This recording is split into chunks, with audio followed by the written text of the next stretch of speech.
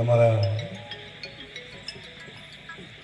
બુરાજી બેઠા છે, હાથે નાથે કાચ ફોડી નાખ્યા. તો મેં કીધું જાતે ને જાતે હું આજે જાહેરમાં બધાને કહું છું, મારી વિધાનસભાની ચૂંટણીમાં આ આગેવાનોએ ભેગા થઈને ભેગા રહીને જાતે ને જાતે ગાડીના કાચ ફોડ્યા, જાતે ને જાતે ત્યાં આગળ ગાડી ભેગા રહ્યા, રાતના પેલા કાપડા ઉઠી ઉઠીને, અને પછી કીધું કે જો આ ભાજપ વાળા મારા બેટા એ ભેગા હતા પાકા થયા.